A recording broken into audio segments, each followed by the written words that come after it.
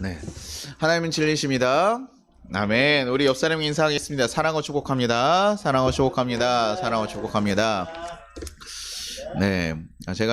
이 시간을 되게 좋아하는 게 뭐냐면, 저희가 집에서 만약에 예배를 드리거나 혼자 예배를 드렸으면요, 이렇게 즐겁게 인사하는 시간이 없습니다. 우리 표정이 바뀌는 시간이 없어요. 이렇게, 여러분들, 우리가 예배 드릴 때 보면 우리 굉장히 진중하게 예배를 드리고 심각하게 드립니다. 우리 성도님들이. 그런데, 그래도 이렇게 인사하고 해야 그때서 한 번 더 우리가 이렇게 밝아지고 다시 한번 바꿀 수 있어요. 그래서 공동체가 참 중요하구나라는 생각을 해보게 됩니다. 그러면 한 번 더 인사해볼까요? 사랑하고 축복합니다. 사랑하고 축복합니다. 사랑하고 축복합니다. 사랑하고 축복합니다. 네. 오늘은 대림절 두 번째 주입니다. 예수님의 태어나심을 준비하면서 만든 두 번째 주의 그 촛불을 이렇게 저희가 두 개를 켜고 있는데, 그 의미는요, 참회의 촛불이라고 불려요. 그러면 기다림의 촛불이라고도 얘기를 하고, 준비의 촛불. 그러니까 예수님을 맞이할 준비를 하기 위해서 우리가 무엇을 하냐면 회개하고 그 비우는 작업들. 네, 그 이야기에 대한 얘기를 하는 것이죠.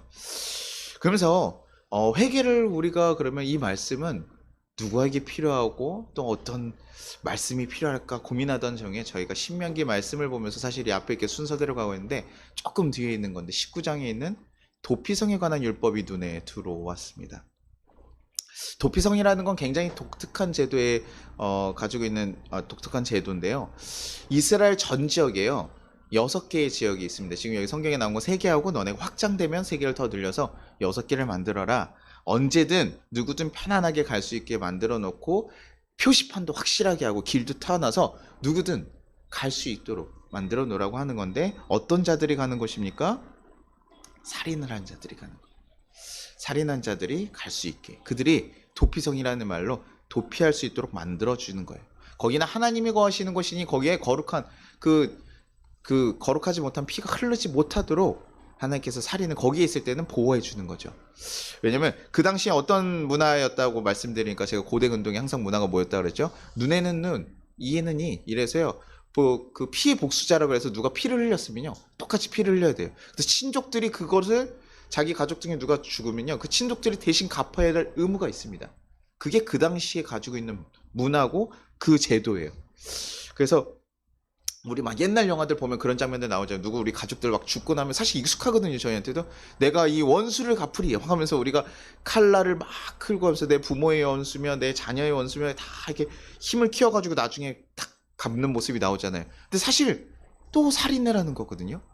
근데 우리는 그것에 대해서 그래 맞아 그럴 수 있어 라고 하는 것처럼, 그런 이 문화에 생각보다 익숙하게 되어 있습니다. 이게 힘의 논리로 살아가는 시대 가운데서는요, 나쁜 악당들을 죽여야 돼. 근데 그 나쁜 악당이 정말 나쁜 악당이냐 아니냐라고 했을 때, 처음에는요 내 아버지를 죽인 원수를 처음에 딱 죽였을 때는 다들 그 통쾌하는데요, 또 그 영화 같은 데 보면 항상 그런 장면이에요. 그 사람의 스토리가 나와요. 그 사람도 또 어떤 사람이에요? 그 사람에게 당했던, 그러면 이제 그때는 조금 애처로워진 마음이 들면서 살려줘야 되지 않을까? 이게요, 그러니까 지금 그 사람에 대한 의도와 그 스토리를 모르면요 그냥 당연히 죽이면 죽여야 되는 거가 당연한 논리지만, 지금 하나님께서는요 그걸 막으신 거예요. 야, 지금 이 사람이 어떤 모습인지 모르니까, 정말 죽이고 싶어서 죽였는지 아닌지 모르니까 이 사람을 보호할 수 있도록, 살인을 의도 없이 죽였거나 실수를 죽인 사람들에 대해서는 보호해줘라. 뭐 지금 시대가 참 무정추제의 원칙이라고 해서, 사실 이 사람 완전히 판결이 나기 전까지는 뭡니까? 이 사람을 무죄라고 생각하고 그 용의자를 보호하도록 되어 있잖아요. 지금 그런 거 사실 굉장히 비슷하다고 보면 돼요. 근데 이게 고대 근동에 나왔으니까 굉장히 놀라운 일이죠. 지금 했으면 이거 당연히 그런 거 아닙니까 생각할 수 있지만, 그 근동 자체에서 사실 그런 당연히 복수해야 되는 문화 가운데서 이렇게 얘기했다라는 건, 하나님께서요 이들에게 어떤 의도와 뜻이 있다라고 하는 거예요. 왜 그들에게 그것을 가르쳤을까? 당연히 그런 마음인데, 사실 가족들 입장에서 보면요 되게 답답할 수 있습니다. 왜냐면 내 가족을 죽인 사람이니까요, 그 사람 처벌하는 게 당연히 맞는 일이죠. 이게 우리가 어느 입장에 쓰느냐에 따라 전혀 다른 얘기가 된다니까요. 내 가족이 살해를 당했어요. 그러면요 당연히 가서 어떻게 하고 싶습니까? 막 찢어 죽이고 싶다, 이런 얘기가 표현이 거의 맞을 것 같아요. 내 자녀가 만약에 누군가에게 살해를 당했다, 그럼 뭡니까? 그 이유 알고 싶으세요? 아니에요. 이유 상관없습니다. 그 분노로 인해서요 막 해요. 그래서 가끔은요 그 사람이 의도치 않게 죽였다는 것도 알고 그 사람이 아닌 거 알았는데도 자식을 잃은 슬픔이나 가족을 잃은 슬픔 때문에 사실 그거를 못 보는 경우도 꽤 많이 있어요. 그래서 사실 그렇게 해서 아닌 사람을 처벌하는 경우도 있고 복수하는 경우도 있어요. 그래야 자기가 조금이라도 풀릴 것 같으니까요. 하나님께서는요, 이런 것들을 계속 막으시는 거예요. 그 당시에도 뭡니까? 누가 죽였으면요, 어떤 실수로 죽였는지 아닌지 보지도 않는 거예요. 내 분노가 풀릴 때까지 그걸 풀어내기 위해서 그렇게 다가가는 거죠. 그런 시대에 그 하나님께서요, 그걸 막으시니까요. 어떻게 가족들 입장에서는 왜 하나님 이렇게까지 막으십니까? 아니, 그 원수들 좀 처벌해야지. 내 가족을 죽인 자인데 하나님 어떻게 용서하고 기다리라고 하십니까? 라고 원망할 수도 있어요. 그럼에도 불구하고 하나님께서는 그것을 이해하지 못하는 그 백성들에게도 사실은 얘기해주고 있는 것이죠. 하나님 지키고 싶었던 사람이 누구였습니까? 처음에 아까 얘기했던 고의로 실수로, 고의가 아닌 실수를 죽인 사람들에 대해서 그들이 어떤 의도에 있어서 처음부터 죽이려고 했던 것이 아니라 여기 성경에 나온 얘기가 뭡니까? 나무를 하러 갔습니다. 나무를 하고 있는데 갑자기 나무가 이게 너무 이거 도끼가 옛날이니까 지금 좀 좋으면 좋은데 어떻습니까? 헐거운 거예요. 그래서 하다가 세게 힘을 주니까 날아갔는데 거기 마침 누가 있습니까? 사람이 있었던 거예요. 뭐 조금 더 이렇게 확장하고서 이렇게 보고 체크해야 될 수도 있습니다. 근데 어쩔 수 없이 불의의 사고로 인해서 죽음이 일어난 거죠. 그러면 어떻게 될까요? 이제 죽었으니까 너도 죽어야 된다 라는 사고로 되니까요, 사람들이 누가 죽였대 라고 하면 그걸 묻지도 않고 가족들이 가서 그 사람을 죽이는데요, 하나님께서 보신 거죠. 아니, 이게 사고다. 이 사람을 죽일 의도가 전혀 없었어. 그 대신 이 사람이 그렇다고 대가를 안 받습니까? 대가를 받아요. 지금 도피성으로 가야 된다 그랬잖아요. 도피성에 가면요, 그 대제사장이 죽기 전까지 나올 수가 없습니다. 왜냐면 자기 나가면 지금 죽임당할 수밖에 없으니까요. 보호받고 있지만 결국 뭡니까? 자기의 사랑하는 가족들과 떨어져야 되고 문제가 생겨요. 자기가 지금 죽인 것에 대한 어느 정도 피해와 책임을 대해서 치러야 되는 일이에요. 그러나 지금 의도를 가지고 죽인 것이 아니니 그것에 대해서는 표면적으로는 죽이기는 했지만 안 돼요. 표면적으로는 죽이기는 했지만 감정적인 것으로 인해 처벌받지 않도록, 똑같은 죽음의 대가를 치르지 않도록 막아주려는. 왜요? 우리가 진짜 죽이려고 했던 악인은 아니에요. 하나님 보시는 기준이 보이시나요? 우리는 손해를 끼쳤으면 당연히 해야 돼 이건데, 하나님 보시는 건 뭘로? 우리의 중심을 보시는 분인 거예요. 내가 어떤 의도냐, 어떤 일이냐, 어떤 마음으로 그 일을 했느냐를 더 중요하게 보시는 것이죠. 우리도 사실 그렇죠. 우리 입장이, 아까는 가족 입장인데 우리 입장으로 보면 어떻습니까? 아, 도끼하다가 날아갔는데 거기 사람이 있었어요. 그러면 억울한 거예요. 속이 상하는 거예요. 아, 내가 진짜 죽이려고 한 게 아니에요. 그래도 미안하니까 피해 보상하겠지만 그렇다고 해서 내가 죽임당할 정도는 아니라는 거죠. 하나님 보시기에도 그렇게 판단하시는 거예요. 그것이 사고는 사고로, 그 사람도, 죽인 사람도 어떻겠습니까? 누군가를 죽였다는 것에 마음의 죄책감을 가지고 살아가게 될 거거든요. 불편함에 살아가게 되는데 그것에 대해서 하지 말라는 거예요. 뭐 저희가 이렇게 억울하게, 이렇게 우리가 지금 살인죄로 얘기하니까 여러분 공감이 안 되시는데, 이렇게 가족끼리 있다가 이렇게 기지개를 폈는데 누구 착 쳤어요. 그럼 그 사람이 왜 쳐? 네가 날 쳐? 막 이러고 하는 거예요. 아니, 나 그렇게 의도한 게 아니야. 내가 그러려고 한 게 아니야. 라고 우리 많이들 얘기하잖아요. 우리 부부끼리도 얘기하고 사람들끼리 하는데, 야, 나 그렇게 하려고 한 거 아니야. 근데 오해받으면 되게 어떻습니까? 굉장히 막 속이 상하잖아요. 뭐 이렇게 뭐 하나 떼주려고 했는데 성추행범으로 몰린다던가. 우리 의도가 아닌데 그렇게 하면 좀 되게 억울할 수 있잖아요. 지금 살인죄로 가니까 우리가 조금 더 무거워지기는 하지만 이 사람의 의도가 그렇게 하지 않은 것에 대해서 하나님께서 보시고, 사람들도 내가 그렇게 하려고 한 게 아니야. 제가 성애가, 모기가 이렇게 있어서 성이 딱 때렸습니다. 그랬더니 목사님 어떻게 저를 때려요? 내가 목사님한테 어떻게 해줬는데 날 때려? 아니, 모기가 있었어. 어떻게 때려? 모기가 있었다니까. 이러면 얼마나 이게 말도 안 되는 상황이 되잖아요. 널 지키기 위해서 했던 거야 라고 얘기를 해줘야 되는 거죠. 물에 빠진 사람 구해가지고 그 사람 힘을 빼기 위해서 때렸다고? 이게 뭡니까? 그 사람 구하기 위한 행동이면 그게 정당화 될 수 있다라고 했잖아요. 그런 것처럼요, 어떤 의도가 훨씬 더 중요할 수도 있다라는 겁니다. 뭐 그거로 피해를 봤으면 당연히 손해를 베풀어야겠지만요, 막 제가 모기 잡냐고 성에 때렸는데 팔이 부서졌어요. 그러면 어떡합니까? 저 병원까지 끌고 가겠죠. 치료비 다 해주겠죠. 미안하다, 야, 내가 그렇게 센지 몰랐다 라고 얘기하겠죠. 그러나 내가 진짜 너를 때리고자 함이 아니라 모기를 잡고자 함이었어 라고 얘기를 하면 좀 위로가 될까요? 잘 모르겠네요. 그렇게 팔이 부서졌으면 위로가 안 될 수도 있겠지만, 그런 그런 상황이 될 수 있다는 거예요. 하나님께서 보시는 게요, 무조건적으로 때렸으니 때려야 된다, 이 사고가 아니라 그들의 중심이 어떤 마음이냐, 어떤 마음으로 하겠냐, 이것에 대해서 내가 공정하게 시시비비를 따져봐야겠다는 거예요. 하나님께서는 그 의도까지도 보는, 그래야 그것이 하나님이 얘기하시는 진정한 공이라는 거예요. 그냥 단순하게 죽였으니까 그것이 잘못된 것이 아니라 하나님께서 지금 계속 판단하시는 건 뭐예요? 그들의, 하나님 보시는 공의는 그의 중심의 선한 마음, 그 안에 악한 마음, 이것을 보신다는 거예요. 예수님께서 오셔서요, 괜히 우리 중심을 보신다고 계속 얘기하신 게 아니라 하나님은 태초부터 계속 그렇게 판단하신 거예요.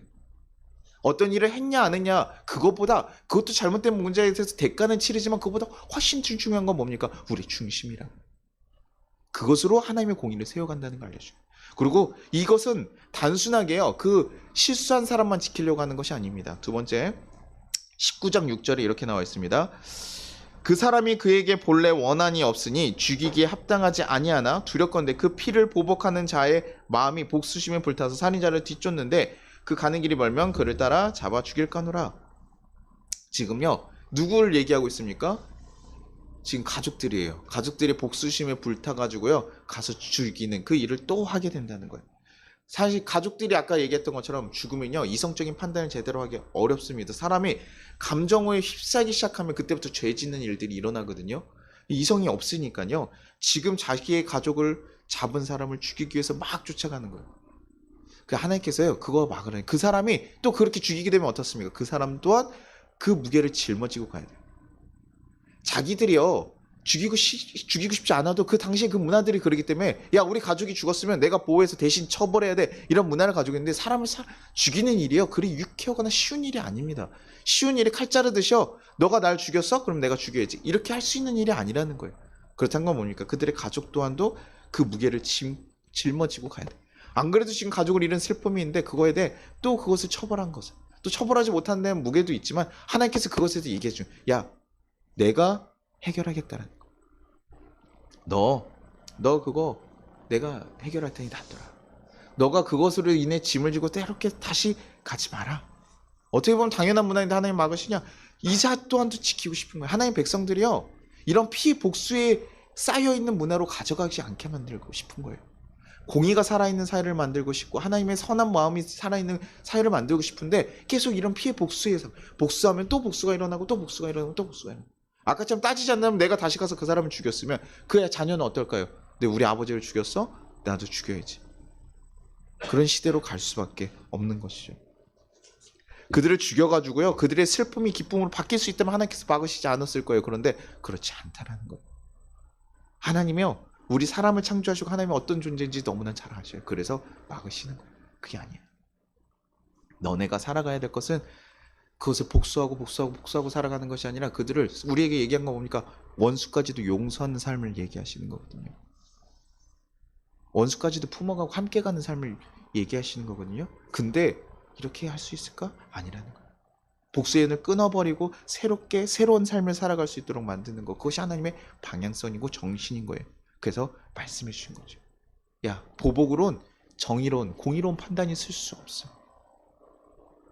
죽음에 대해서 처벌만 가능하게 되면 우리는 무서운 사회가 되고, 우리는 용서가 없는 사회, 베풀어지지 않는, 그것이요, 다른 사람들에게 잣대할 때는 굉장히 좋을 수도 있습니다. 우리가, 야, 교통신호 막 우리가 이런 거 하잖아요. 아우, 여기 저거 안 지키는 거 다 해야 돼. 내가 안 지켰을 때 그렇게 얘기하거든요. 근데 내가 걸렸을 때, 아, 여기 왜 이렇게 해놔가지고 이렇게 돼.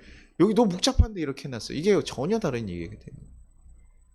한 번 너무 잘 살다가 한 번 실수했을 때 무너지는 거, 그것을 하나님께서 얘기하시는 게 아니라, 지켜주시고 보호하시고. 실수를 죽였는데 나도 죽어야 돼요. 너무 억울하지 않아요? 그러면 실수할까봐 얼마나 두려워하면서 살아야 되겠습니까? 도끼할 때마다 나무를 봐야 되겠습니까? 이웃을 봐야겠습니까?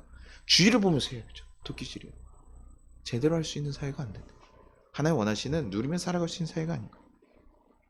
그래서요, 그들에게 굉장히 낯설고 불편한, 새로운 기준을 만들어가고 새로운 뜻을 세워갈 수 있는 그런 민족을 만들어야 하기 때문에 하나님께서 이런 도피성과 같은 문화를, 제도를 그들에게 명령하고 계신 거예요. 하나님 백성들이 모두 다 함께 살고 선하게 살아갈 수 있도록. 그렇다고 해서 하나님께서요, 모든 사람들, 모든 죽인 사람을 다 용서해야 된다라고 얘기하지 않아요. 하나님께서 강하게 얘기하시는 건 19장 12절에서 13절에, 신명기 19장 12절 13절에 이렇게 얘기합니다. 그 본 성읍 장로들이 사람을 보내어 그를 거기서 잡아다가 보복자의 손에 넘겨 죽이게 할 것이라. 내 눈이 그를 긍휼히 여기지 말고 무죄한 피를 흘린 죄를 이스라엘에게 제하라. 그리하면 내게 복이 있을 것이라. 근데 이 앞에 뭐라고 얘기하냐면 그달 의도를 가지고 기다리고 사람을 죽인 사람이에요. 그 사람들이 우리가 성경에서 좀 용서하지 않는 죄가 뭐냐면 고증죄라고 해서요. 좀 의도를 가지고 짓는 죄들이에요. 하나님 우리가 그냥 약함으로 쓰러질 수 있는 것들을 하나님께서 얘기하시는데 하나님께서 용서하지 않는 거 이단 막 이런 것들이 얘기해. 성령을 거스르는 죄 이것들에서 용서하지 않는다고 얘기하거든요. 왜냐하면 자기 의도를 가지고 하나님을 배척한 경우들.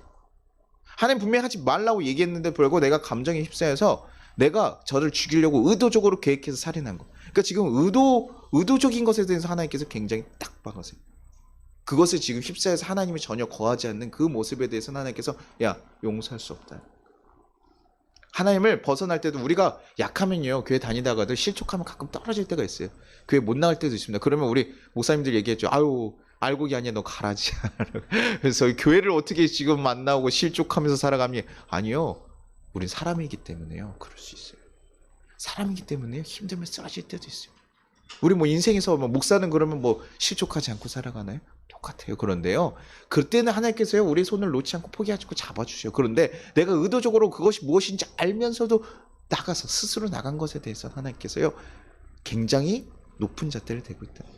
아니 성령을 거스르는 거 네가 성령의 뜻을 알면서 성령을 거스러 의도적으로 용서하지 않겠다. 뭐 이 의도적인 것을 하나님과 어디까지 보시는지 또한 그것은 하나님 판단하실 일이지만 약함으로 인해서 일어난 일인지 아니면 정말 강하게 나는 거절해야겠다라고 생각하시는지 알 수 없지만 하나님께서 그런 의도적인 것에 대해서 굉장히 높게 판단해요. 그래서 이들은 뭐합니까? 죄를 죽였으나 실수로 죽인 자들이 아니라 의도적으로 죽인 자들에 대해서는 반드시 그의 피를 흘려서 너네에서 악을 제거해라라. 너네 그렇게 하면 너네 하나님 백성이 될 수 없어. 그러니까 지금 하나님 뜻이 무엇입니까? 하나님 백성이 되게 하기 위한 것인데 그 가운데 의도적인 살인을 하는 자들은 하나님 백성으로 하나님 뜻이 아니라는 그것이 있게 하지 말라는. 하나님 용서하라고 하셨는데 원수들 품어주셔라고 하셨는데 그렇게 되면 안 되는 거잖아요. 그러니요. 저는 이 도피성을 보면서 어떤 생각이 들었냐면 그 당시에요. 이 도피성이라는 건 사람들에게 어떻게 느껴질까? 당연히 칼로 죽이고 당연히 행한 일에 대해서 피해의 대가를 받아야 되는데 도피성이라는 내 생명을 지켜줄 수 있는 곳에 간다는 것은 저는 어떤 마음이 들었냐면 이것은 이 사람들에게 새로운 기회를 주는 거구나. 어떻게 용서받는 일과 내 생명을 치러야 되는데 그 대가를 치르지 않는 일이잖아요. 그것은 결국 뭐라고 얘기합니까? 용서받았다고 판단할 수밖에 없는. 내가 실수로 죽였어도 죽인 건 죽인 거잖아요. 그런데 그 대가를 치러야 되는 것인데 그 대가를 치르지 않게 하겠다. 내가 보호해 주겠다. 누가요? 하나님이. 하나님 보호해 주겠다는 거야. 그런데 가는 길도 어떻게 만든다고요? 대로를 만들래요. 왜요? 가는 길이 막 굴떡굴떡 힘들어가지고 도피성만 상위에 놔둬봐요. 그러면 가다가 이제 뒤에 쫓아오면 죽을 수 있지. 힘드니까. 그러니까 길도 편하게 하고 표지판도 어딘지. 왜냐면 그 다급한 사람, 자기를 죽이려고 막 쫓아온 사람들을 도망갈 때 다급하게 도망쳐야 되니까 니네가 있는 지역들 딱 골고루 그것도 잘 있게. 그래서 필요하면 더 늘려라. 그렇게 해가지고 내가 하나님이 지키시는 곳을 만들어줘라. 그 사람들이 얘기하죠. 도피성이 있으면서도 가끔 죽어요. 거기 있는다고 해서요. 그리고 죗값을 아예 안 치르는 게 아닙니다. 거기 있다가요. 거기 기다리다가요. 나중에 장로들한테 가서요. 그 지역에 있는 장로를 다시 보내줘요. 그리고 재판을 치른 다음에 거기서 합당하게 이 사람이 정말 의도적으로나 잘못한 게 있으면 죗값을 치러야 되는 거예요. 재판을 안 해주는 거 아닙니다. 무조건 용서 아니에요. 그런데 그의 생명을 지켜서 그들이 온전하게 공정한지 아닌지 이것의 경중에 대해서 판단할 수 있는 기회를 하나님께서 주신다는 거예요. 저는 이것이 은혜라고 생각해요. 우리의 모든 건 실수에 대해서 하나님께서 무조건 질책하시고 용서하는 게 아니라 너가 다시 한번 일어설 수 있는 거. 우리가 잘못했는데요. 그걸 모든 대가 우리 이렇게 생각하면 안 됩니다. 빚을 졌어요. 빚을 진 건 무조건 탕감해준다. 이것이 하나님의 용서와 방식이 아니라고요.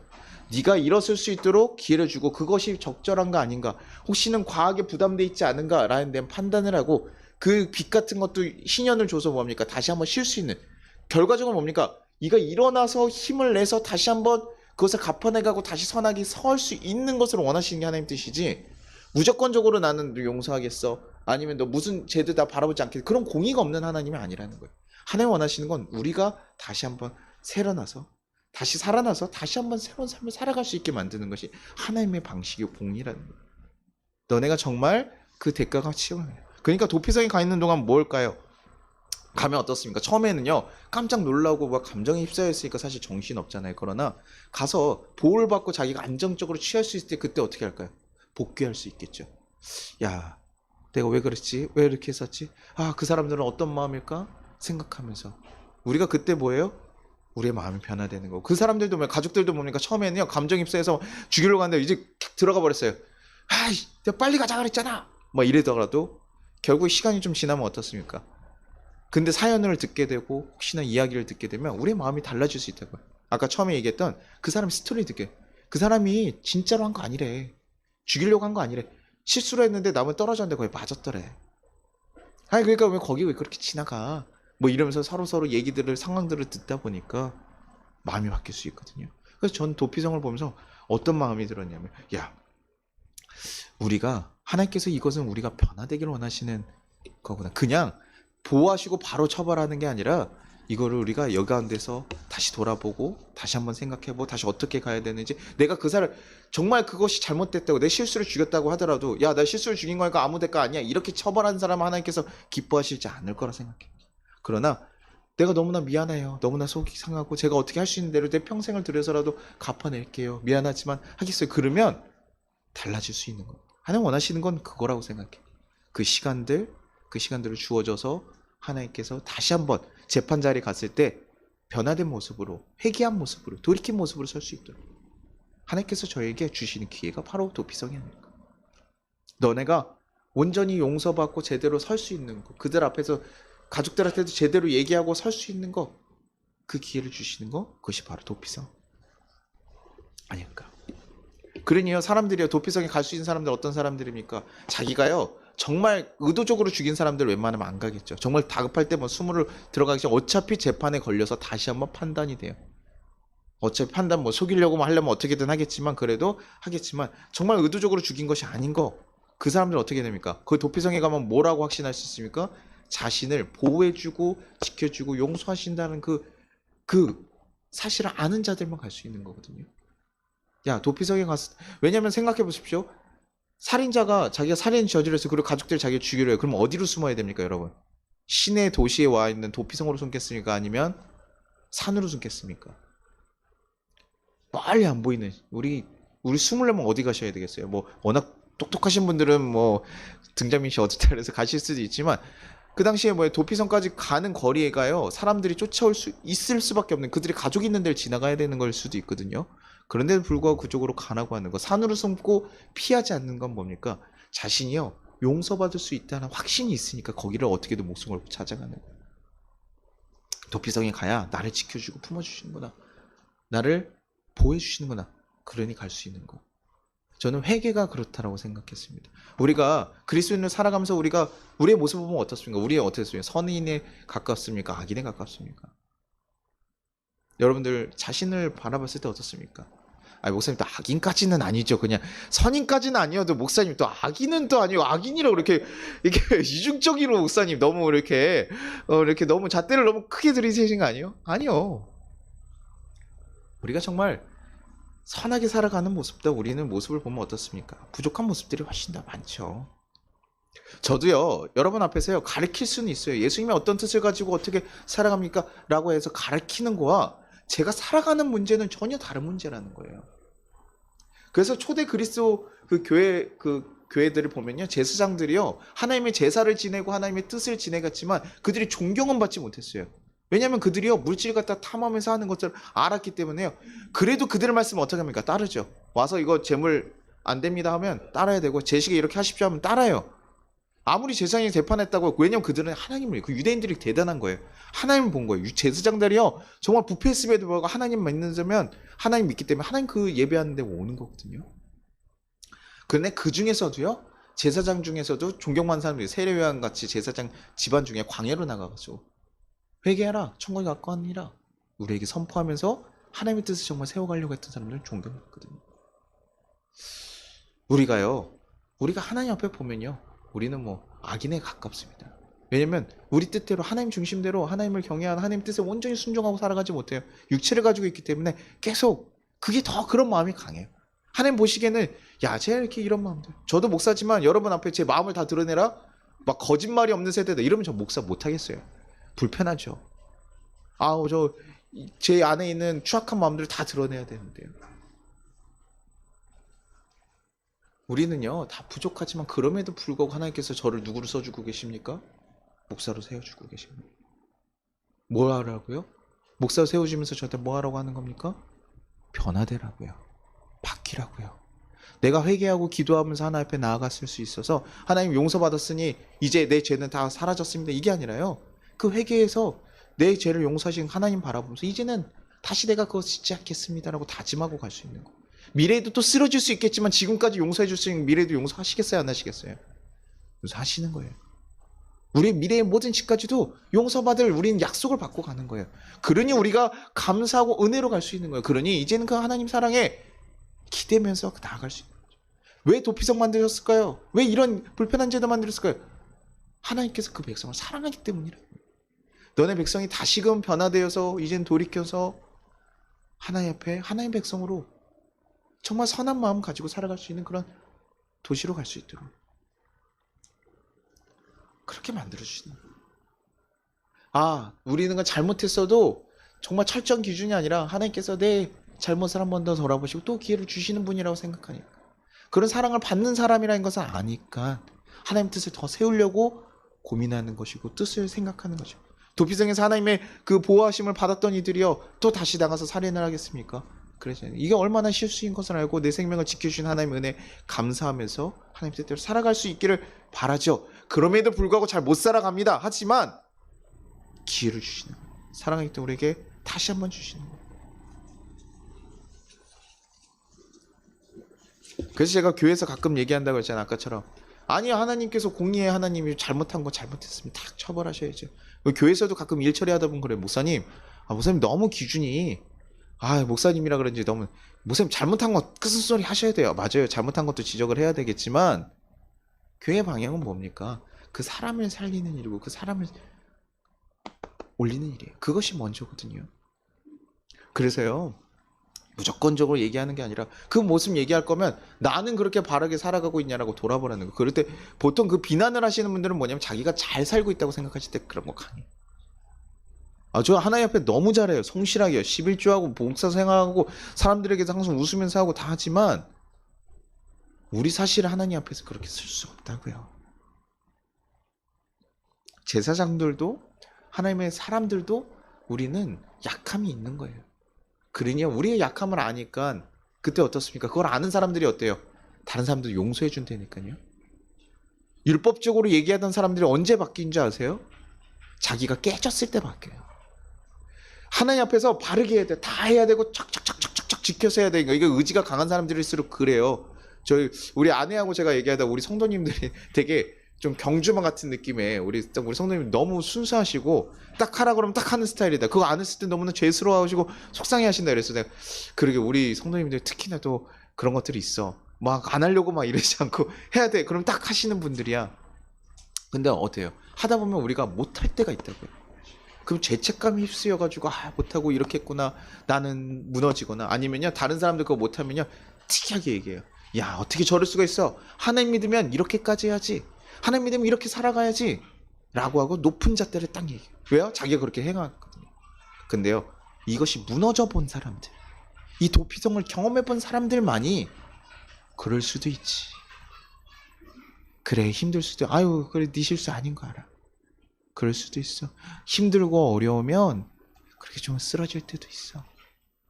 괜찮아 라고 하는 새로운 도피성이 되어줄 수 있는 거예요. 이 도피성을 보면서 이제는 뭐예요? 그 도피성 경험한 자들, 우리가 그 사랑을 경험한 자들이 다른 이들에게 무엇이 되어줘야 됩니까? 또한 도피성이 되어줘야 돼요. 교회가 그래서 도피성이 되어줘야 돼요. 세상에서 용서받지 못하고 타이트한 기준으로 살아가는 사람들이요, 그래도 교회 와서는요 사랑을 받고 인정을 받고 품어줘야 되는 거예요.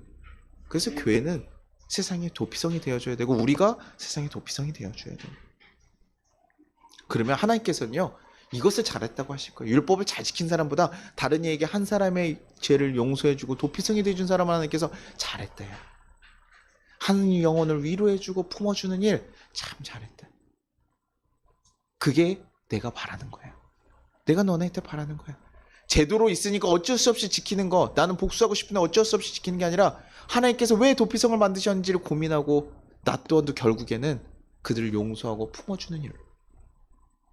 품어주네. 그래서 사랑의 폭탄 그 손성호 목사님이 원수를 자녀로 삼는 일, 자기 아들을 죽인 그 원수를 자녀로 삼는 일 같은 일들이 일어날 수 있는 거라고요.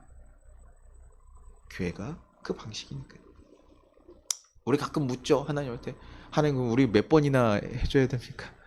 우리 항상 이런 거죠. 숫자 참 좋아하거든, 사람들이요. 숫자를 얘기해 좀 신뢰성이 나고요. 몇 번이라고 얘기했을까요? 마태복음 18장 22절에 이렇게 얘기합니다. 예수께서 가라사대 내게 이르노니 7번뿐 아니라 70번씩 7번이라 할지니라. 그러면 우리 생각해요. 우리 70번씩 7번 몇 번인지 계산하시면 돼요.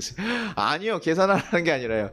많더라도 이거 이 정도 얘기하는 건 그 당시에 유대인들이 얼마나 율법적으로 살아왔냐면요. 한 번을 용서한 거 있잖아요. 이거가 너무나 큰 자랑이었어요. 내가 저 원수를 용서했어. 야, 이게 너무 자랑스러운 거. 그래서 3번 용서했으면 선인이다 확 칭찬받는 시대예요. 그런 문화예요. 근데 그때 뭐합니까? 베드로가 물어봤어요. 몇 번 용서해야 되니까 7번. 7번? 근데 뭐래요? 7번씩 이런 번이라더라. 그거 뭐라는 겁니까? 용서하라는 얘기예요. 그냥 용서하라는 얘기예요. 숫자 세서 이때까지만 내가 용서한다. 내가 남편이 내가 이때까지 내게 아니라 원수라고 불리는, 우리 가끔 이렇게 남편들 부르잖아요. 이렇게 원수라고 이렇게 부르고 가끔 이렇게 이렇게 왼수 막 하고 하는데, 뭐 가끔 어머님들 좀 더 심하면 이제 말종 그래서 이렇게 사람 생각 붙여서 인간 말종 이런 식으로 어머님들 가끔 그렇게 얘기하시거든요. 아우 저 말종 그러면서 얘기하세요. 근데 뭡니까? 그러다 보니까 하루에도요 수십 번씩 뭐합니까? 화가 나고 분노가 쌓일 수 있어요. 그런데 뭐라고요? 용서하시라고요. 그냥 왜요? 너도 비슷해. 너도 내가 용서하고 있잖아. 너도 내가 용서하고 있잖아. 이제 너도 용서해. 그렇다는 거 뭡니까? 이제 내가 내 마음이 가득 차가지고요 용서하지 못하고 있는 내 마음들을 내려놓고 이제 누구를 채우라고요? 예수님 채워. 이게 예수님 오심을 준비하는 일이라. 야, 준비해. 그러면요 달라봐요. 일감 말종이 아니라 이제 뭐예요? 허니야, 애기야, 이런 식으로. 이게 그거 부부관계에 있어요.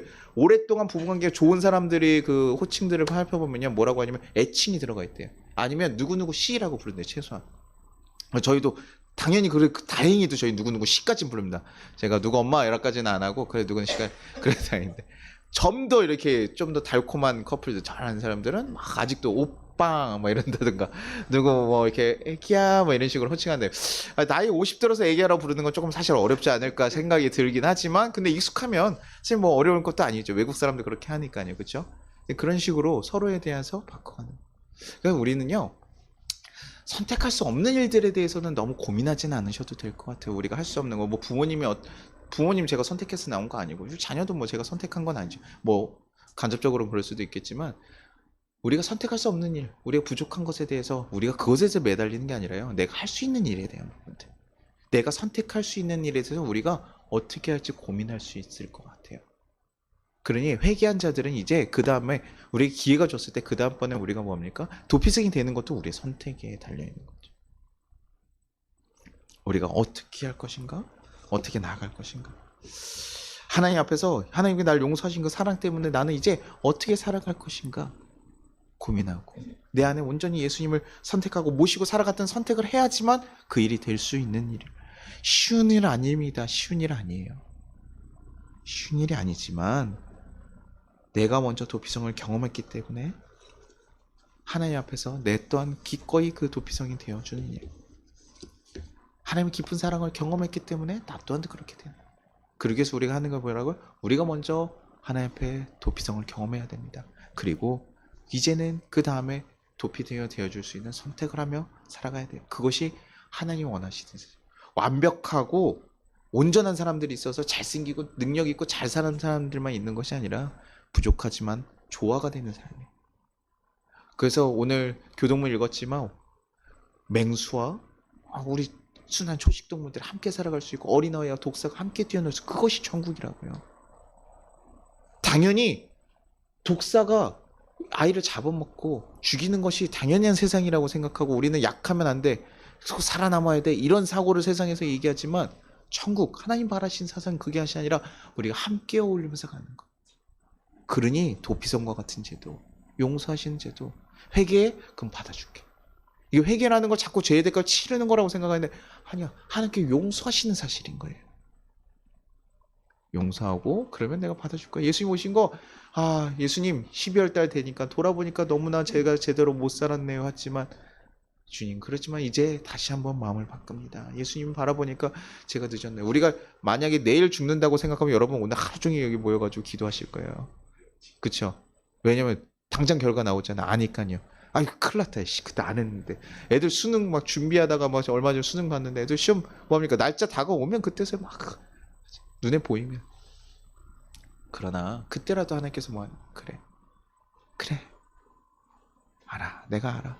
너가 의도적으로 정말 나는 이때 죽을 것 같으니까 이때까지는 내가 망나니처럼 살게라고 의도적으로 만약 그랬으면 하나님께서 용서하지 않을 거예요. 그의 마음이 악한 것을 아시기 때문에. 그러나 가끔은 약해서 하나님 따라가려고 하는데 내가 조금 약해서 쓰러지고 하는 거, 그래서 좀 하나님, 제가 하나님 앞에 제대로 살았어야 되는데 못 살았어요 라고 얘기하는 그 모든 이들을 하나님께서는요 품어주시고 안아주실 거예요. 그래, 안아주실 거예요. 그것이 교회고 하나님의 사랑입니다. 그 사랑을 깊이 경험하면서 여러분 성탄절이 여러분에게 그런 은혜의 시간들이 되겠네요. 날 사랑하시는 그 하나님의 사랑이 얼마나 큰지 다시 한번 온전히 깨달을 수 있기를 간절히 소망합니다. 네. 저도 목회를 하잖아요. 여러분도 할 수 있습니다. 여러분도 하나님 뜻대로 살아갈 수 있어요. 부족하지만 살아갈 수 있는 그 하나님의 은혜입니다. 우리 같이 찬양하고 기도하도록 하겠습니다.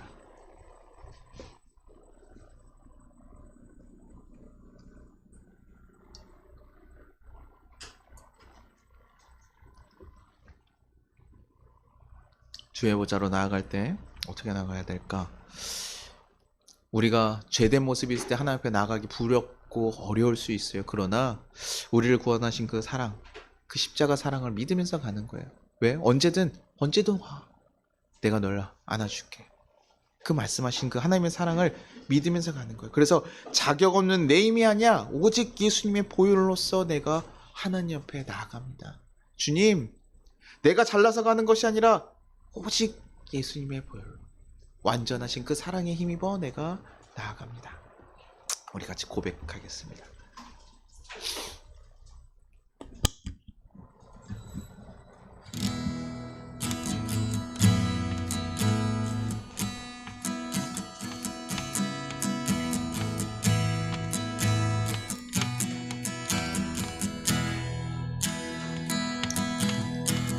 주의 보좌로 나아갈 때에 어떻게 나가야 할까?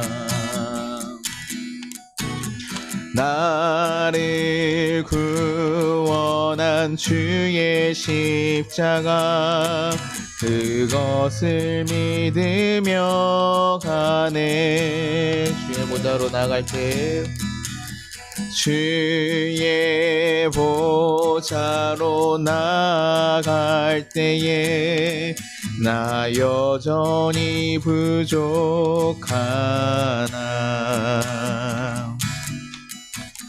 나를 품으신 주의 십자가, 그것을 믿으며 가네. 자격 없는 내 힘이 아닌 오직 예수님의 보혈로, 자격 없는 내 힘이 아닌, 자격 없는 내 힘이 아닌 오직 예수님의 보혈로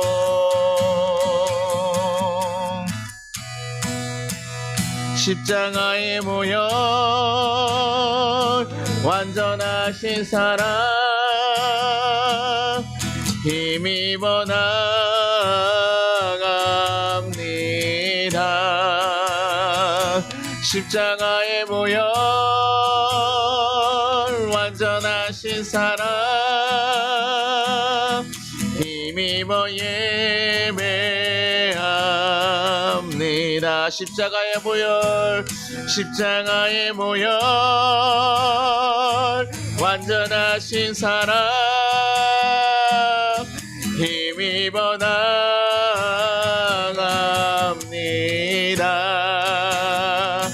십자가의 보혈 완전하신 사랑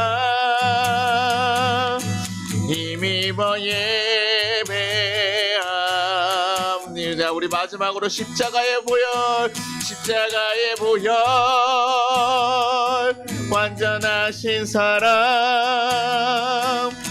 힘입어 나갑니다. 십자가의 보혈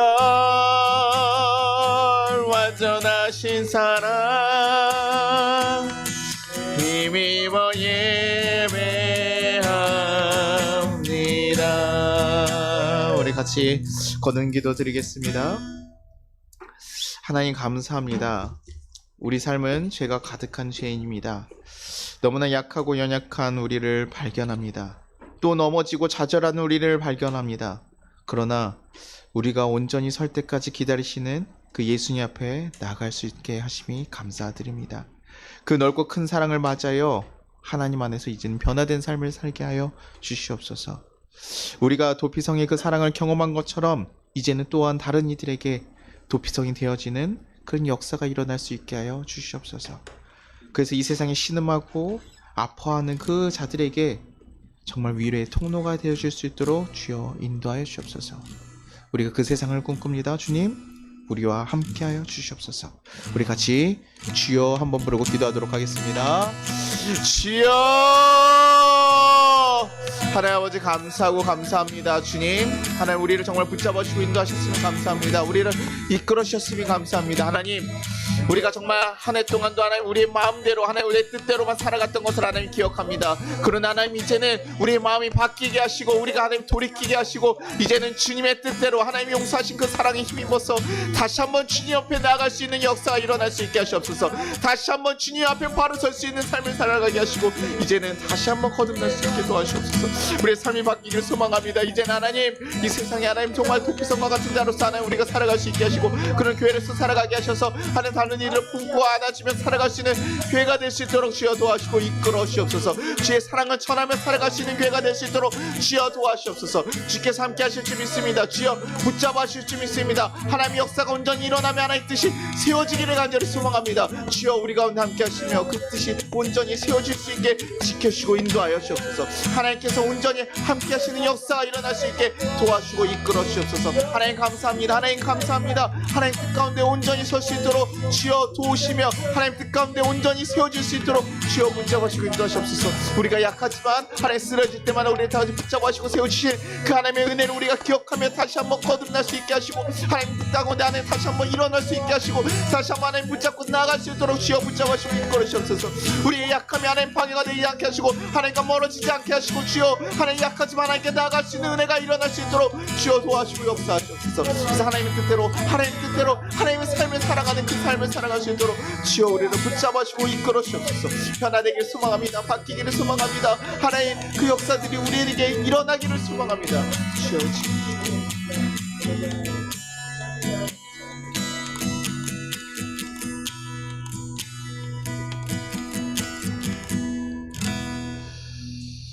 하나님 감사합니다.